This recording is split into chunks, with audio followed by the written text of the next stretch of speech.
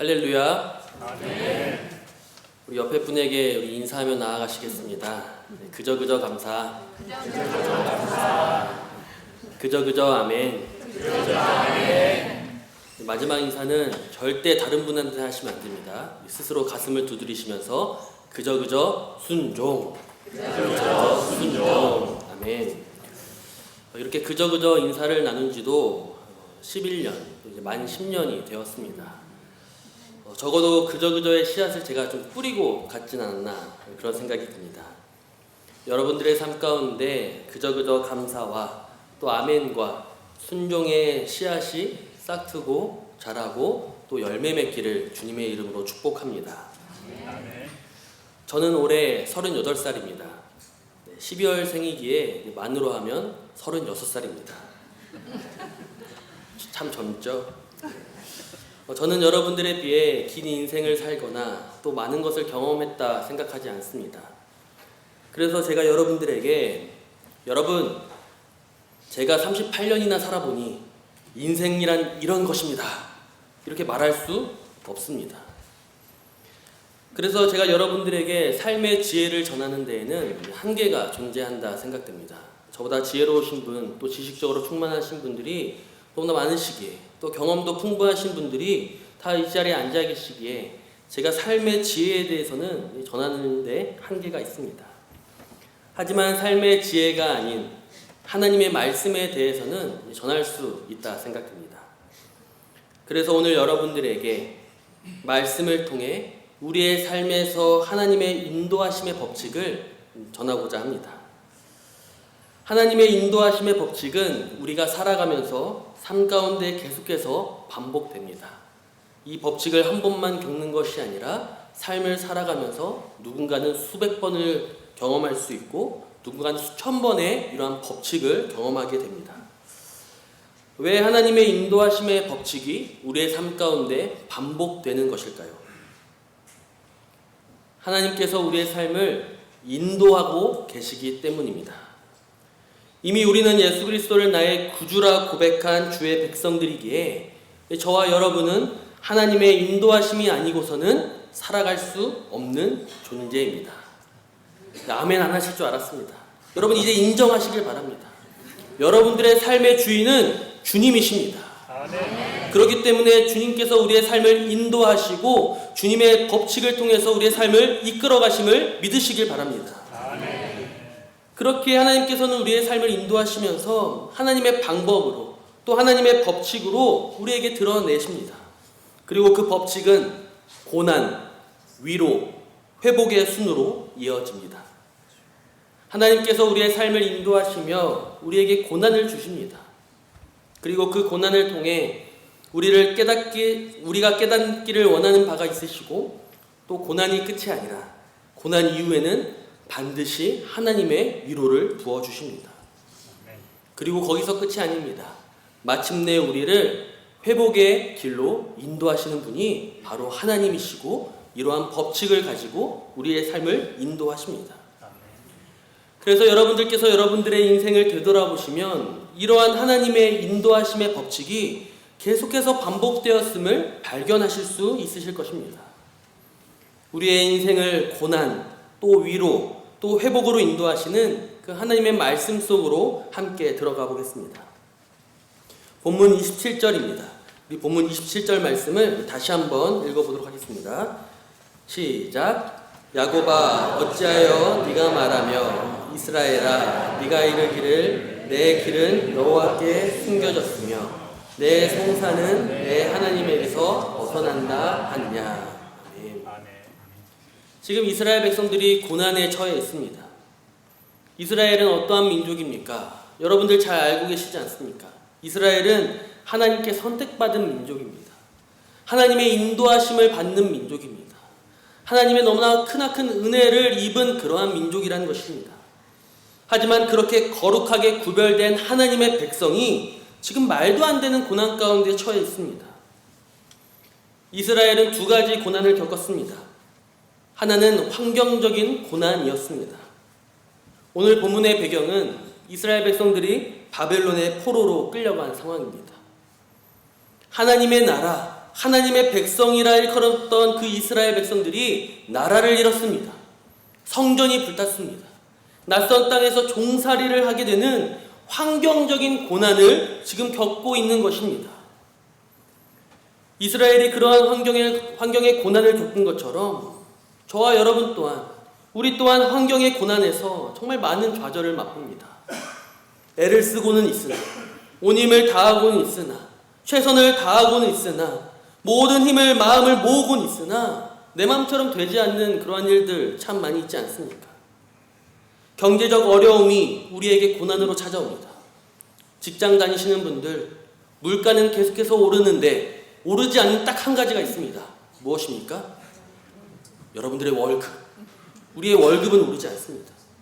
사업을 하시는 분들, 매달 매출이 적어지면서 이번 달은 어떻게 견뎌낼까? 내가 이것을 언제까지 할 수 있을까? 그러한 고민에 빠지신 분들 계시지 않습니까? 또 은퇴하신 분들은 어떠십니까? 노후가 보장되지 않아 막막하신 분들 계실 것입니다. 이렇게 경제적인 어려움이 우리에게 고난으로 찾아옵니다. 또한 미래에 대한 어려움이 우리에게 고난으로 찾아오기도 합니다. 우리 청년들 요즘 취업이 그렇게 어렵다고 합니다. 기업들이 요구하는 사항들이 많아지고 있고 또 그것을 준비하는 데에는 여러 가지 동영상 강의를 듣고 하는 데에는 시간과 물질이 많이 소요되는 가운데 있습니다. 또 무엇을 해야 될지 모르는 상황 가운데 있습니다. 요즘 중학생, 고등학생들 공부하는 것 보셨습니까? 미래를 준비하는 그들을 볼 때마다 저에게 그 시절로 돌아가고 싶냐 물어보면 저는 결사코 돌아가고 싶지 않다고 말할 수 있을 정도로 지금 초등학생부터 해서 중학생, 고등학생들은 미래에 대한 어려움이 그들에게 고난으로 찾아오고 있습니다. 이뿐만입니까? 제가 여러분들께 편찮으신 곳은 없으십니까? 어디 아프신 곳은 없으십니까? 라고 여쭤본다면 10분 중에 9분은 이렇게 대답하십니다. 아프지 않은 곳을 찾는 게 더 빠릅니다. 건강의 문제가 우리에게 고난을 주기도 합니다. 또한 끊임없이 예전부터 지금까지 앞으로도 계속해서 우리에게 고난을 주는 그 사람들과의 관계, 그것이 또 우리에게 많은 어려움을 가져다 줍니다. 여러 환경적인 문제들이 우리에게 고난으로 다가온다는 것입니다. 그런데 여러분 생각해 보시면 이러한 환경적인 고난은 주님을 믿지 않는 자들, 예수 그리스도를 모르는 자들, 교회를 다니지 않는 자들에게도 동일하게 주어지는 고난입니다. 그들도 살아가면서 겪게 되는 환경적인 고난이라는 것입니다. 그런데 그리스도인인 우리들에게는 이러한 환경의 고난과 더불어서 더한 고난이 있습니다. 바로 내적인 고난, 우리의 영적인 고난입니다. 본문 27절 말씀을 다시 한번 읽어보시면 이스라엘 백성들은 환경의 고난과 함께 이 내적인 고난을 같이 겪고 있습니다. 우리 27절 말씀을 다시 한번 읽어보도록 하겠습니다.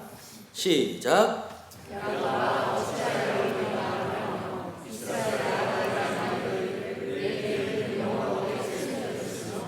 내 생사는 하나님에게서 벗어난다 하느냐. 이스라엘이 환경적인 고난과 함께 같이 겪었던 그 고난은 바로 내적인 고난입니다.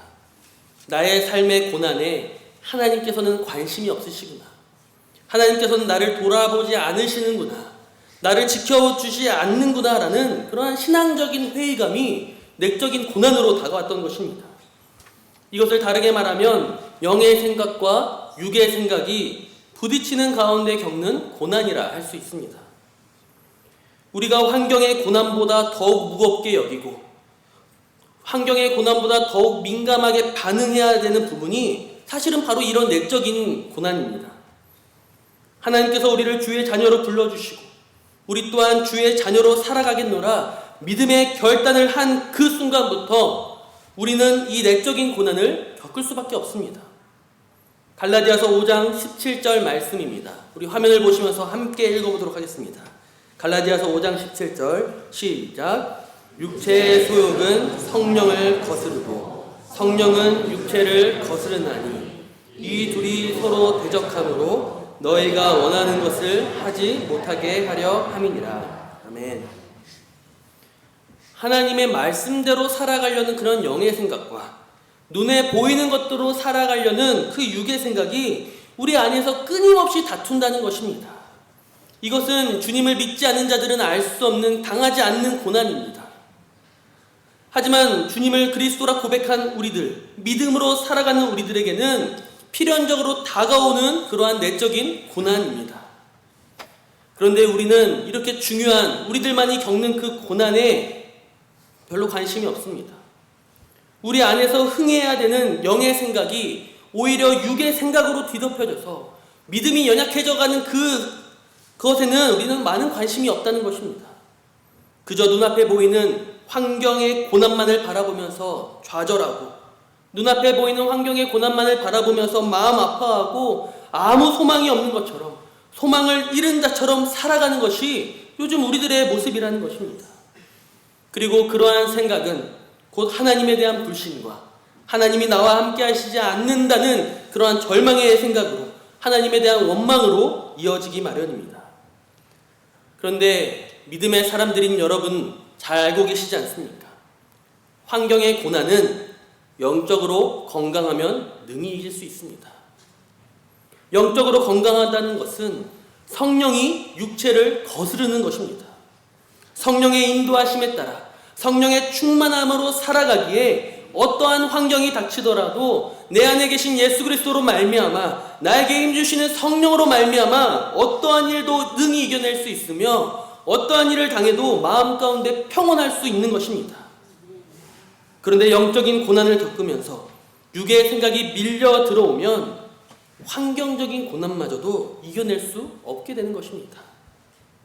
그래서 우리는 날마다 이 내적인 고난, 이 영적인 고난이 오게 되면 민감하게 알아차리고 또 연약해지는 믿음, 또 성령을 거스르는 생각들을 우리는 다 잡아야 되고 또 하나님께 이러한 기도를 드리며 나아가야 됩니다.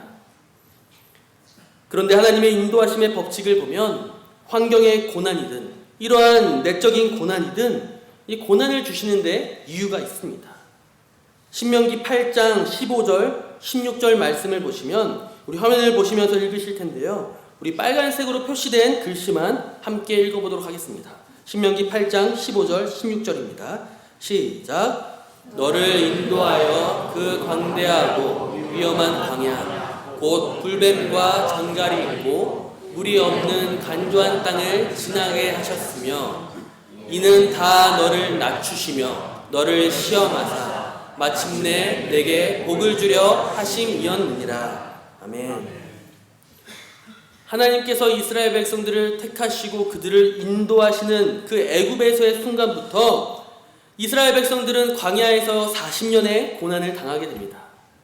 그 가운데 하나님께서는 이스라엘을 낮추시고 줄이게 하시고 시험하시고 위험한 광야 가운데 불뱀과 전갈을 만나게 하시고 물이 없는 간조한 땅을 지나게 하게 하셨습니다. 하나님께서 이스라엘 백성들에게 그렇게 고난을 주신 이유가 방금 우리가 읽었던 말씀처럼 복을 주기 위함이었습니다. 하나님의 인도하심의 법칙 중에 우리에게 주어지는 고난은 하나님께서 우리를 골탕 먹이시기 위해서가 아니라 우리에게 복 주시기 위함임을 믿으시길 바랍니다. 그리고 하나님께서 우리에게 주시려는 복, 우리가 알길 원하시는 그 복, 우리가 누리길 원하시는 그 복은 무엇인가? 그저 내가 잘 되고 내가 잘 먹고 잘 사는 것이 아니라는 것입니다. 내가 원하는 대로 다 이루어지는 것이 복이 아니라는 것입니다.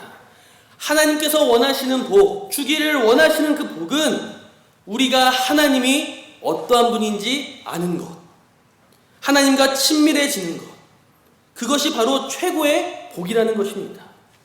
그래서 하나님의 인도하심의 법칙 중 고난 다음에는 하나님의 위로하심이 있습니다.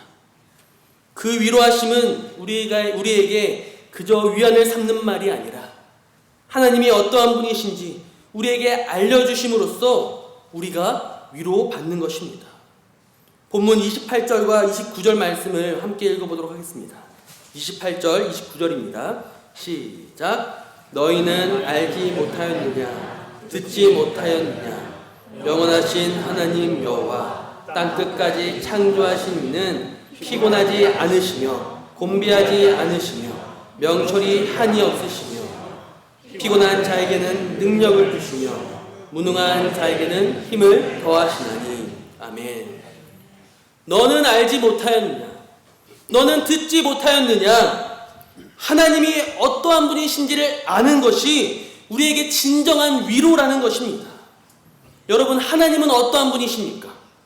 어제도 계셨고 오늘도 계셨고 앞으로도 영원히 계시는 역사의 주관자이십니다. 이 땅의 모든 것을 창조하신 창조주 하나님이십니다. 아멘 나올 때까지 명철이 한이 없어 인간은 도저히 가늠할 수 없는 통찰의 하나님이십니다. 아직 세 분 안 하시는데요. 피곤해지지 않으시고 지치지도 않으시며 우리를 돌봐주시는 하나님이십니다. 지친 사람에게 힘을 주시는 하나님이십니다. 능력 없는 자에게 강함을 주시는 하나님이십니다. 이스라엘 백성들은 포로 생활로 인하여서 환경적인 고난을 겪고 그 가운데 내적인 고난을 겪게 된 것은, 아니 하나님이 그들에게 이러한 고난을 주셨던 것은 그 고난으로 인하여 이러한 하나님을 더욱 알아가기를 원하셨던 것입니다. 우리들에게도 마찬가지입니다. 하나님의 인도하심의 법칙에서 우리에게 고난을 주시는 이유는 우리에게 복 주시기 위함입니다. 그리고 그 복은 하나님을 더욱 알아가는 것입니다. 역사를 주관하시고 모든 만물을 창조하시고 그 누구도 따라갈 수 없는 통찰을 지니시고 지치지 않고 우리를 돌봐주시고 힘과 능력을 주시는 하나님이 나의 하나님이 되신다는 것을, 그것을 아는 우리들에게 복이요 또 위로가 된다는 것입니다. 그런데 이것이 왜 위로가 됩니까? 하나님을 아는 것이 왜 위로가 됩니까? 우리가 겪는 고난, 내가 겪는 고난이 이 하나님 앞에서, 정말 놀라우신 하나님 앞에서는 아무것도 아니기 때문에, 이 하나님이 나의 하나님이 되시기 때문에 그 자체가 우리에게 위로가 되는 것입니다. 상상을 초월하는 하나님을 조금씩 알아가는 그 재미를 여러분 혹시 알고 계십니까? 저는 알고 있습니다. 그래서 신앙생활이 너무나 즐겁습니다. 너무나 재밌습니다. 놀라운 능력으로 날마다 필요한 것을 채우시고 가야 할 길을 밝히 보이시며 인도하시는 하나님을 저에게 수도 없이 알게 하셨습니다. 그래서 저는 이제 고난이 오면 하나님께서 이 고난을 통해서 나에게 어떠한 하나님으로 등장하실까 기대가 됩니다. 또 어떠한 방법으로 나를 위로해 주실까 뭔가 그렇게 재미를 느끼고 있습니다. 그리고 어떠한 은혜를 통하여서 하나님께 더욱더 가까이 갈 수 있을까 저를 기대하게 하십니다. 오늘 예배를 드리시는 여러분들 가운데 여러 가지 모양의 환경적인 고난을 겪는 분이 계십니까? 영적으로 어두워져서 예배는 드리고 있으나 예배에 아무런 감흥이 없고 말씀은 읽고 말씀은 듣고 있으나 말씀대로 살아가는 것이 힘든 가운데 계신 우리 성도님들 계십니까? 그렇다면 여러분, 고난을 놓고 기도하는 것이 아니라 하나님을 더욱 알고 싶습니다. 하나님, 나에게 보여주시옵소서. 하나님의 뜻과 하나님의 은혜를 주님 알려주시옵소서라고 주님께 기도드리시기를 권면합니다. 고난을 바라보는 것이 아니라 고난을 통해 우리에게 자신을 알리고 싶어 하시고 또 그 능력을 부어주고 싶어 하시는 하나님을 바라보시는 저와 여러분 되기를 축복합니다. 그래서 여러분이 하나님을 알게 됨으로써 얻게 되는 그 놀라운 하나님의 위로와 즐거움을 누리시며 살아가는, 또 그렇게 신앙생활하는 여러분 되시기를 또 간절히 바랍니다. 하나님의 인도하심에는 고난을 통해 하나님을 알게 하시며 또 위로해 주십니다. 그리고 더 나아가서 마지막으로 회복의 길로 인도하십니다. 본문 30절, 우리 31절도 함께 읽어보도록 하겠습니다. 30절, 31절입니다. 시작. 소년이라도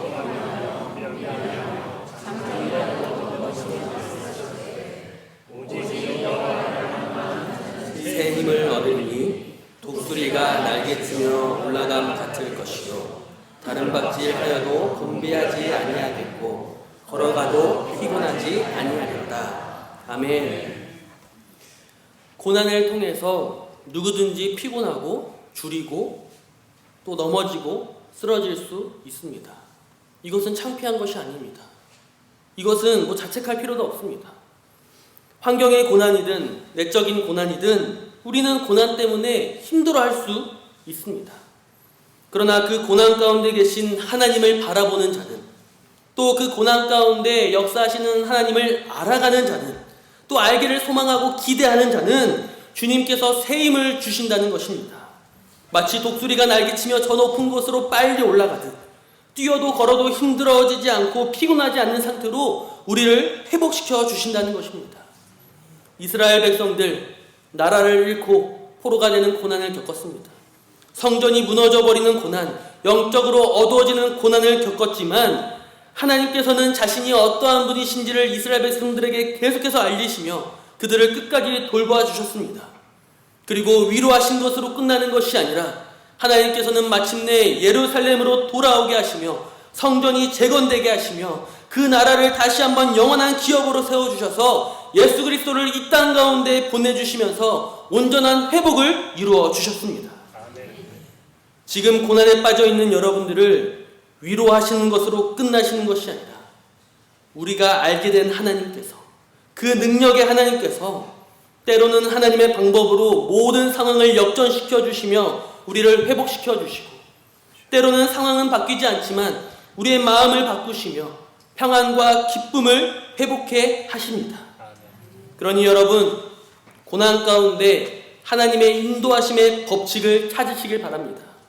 고난을 당하시면 아이고 이번에도 고난 당하는구나, 난 언제까지 힘들어야지 하시는 것이 아니라 고난 가운데 하나님을 알 수 있는 기회로 여기시고 하나님의 위로하심을 통해 회복되어서 새 힘을 얻어 살아가는 여러분 되시길 바랍니다.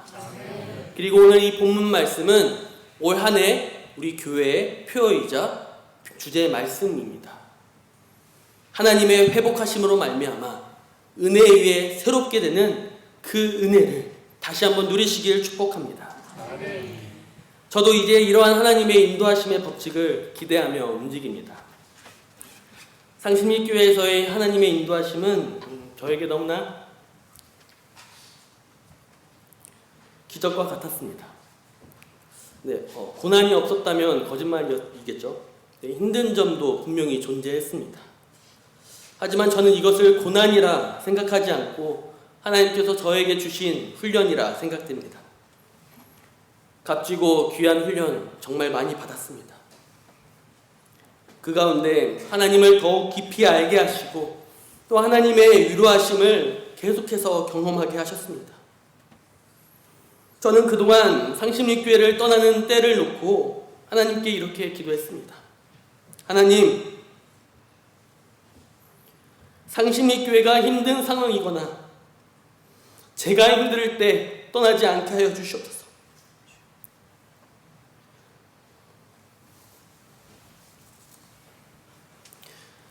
힘들어하는 상심리교회를 버리지 않게 하여 주시옵고 제가 힘들어서 도망치지 않게 하여 주시옵소서.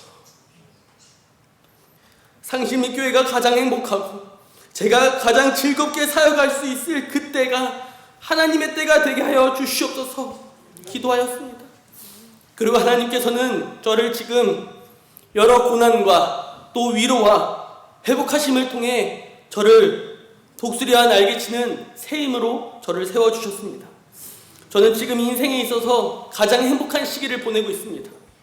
때로는 이 상심리교회가 너무나 좋아서 이곳에서 사역하는 것이 너무나 행복해서 하나님, 제가 가야 하는 길이 다 막히게 되면 하나님 좋습니다.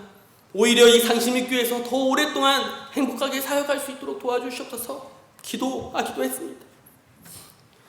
하지만 하나님께서는 그 하나님의 인도하심의 법칙에 따라 저를 회복하신 후에 이제 다른 곳으로 떠나 이곳을 떠나 다른 곳으로 인도하십니다. 저는 상심리교회에 있는 그 11년 동안 한종환 원로 목사님을 통해서 목회자란 어떠해야 되는가에 대해서 배웠습니다. 그리고 우리 박지한 담임 목사님을 통해서 목회를 배우고 또 목회의 기회를 많이 얻었습니다. 그리고 우리 성도님들 통하여서 삶의 지혜와 섬김을 배웠습니다. 저는 이제 상심교회에서 배우고 얻은 것들을 통해 다른 곳에 하나님의 나라를 세우고자 합니다. 사람들의 말은 듣지만 하나님의 말씀을 따르는 목회자가 되겠습니다. 세상을 품지만 세상과 타협하지 않는 목회자가 되겠습니다. 가난은 싫지만 가난을 두려워하지 않는 목회자가 되겠습니다. 계속해서 하나님의 인도하심에 따라 어떠한 고난을 당한다 해도 그 고난을 통해 더욱더 하나님을 알아가는 재미를 느끼고 그 가운데 위로하심을 얻어 주님께서 주시는 회복을 경험하며 살아가는 주의 종이 되겠습니다. 사랑하는 우리 상심리 가족 여러분들께서도 고난 가운데 허덕이지 마십시오. 하나님의 인도하심의 법칙을 따라 하나님께서 주시는 그 위로하심, 날마다 하나님을 알아가기를 소망하시고 또 회복의 길로 인도하시는 그 하나님께 순종하며 나아가는 복된 주의 귀한 성도가 되시기를 주님의 이름으로 축복합니다. 기도하겠습니다.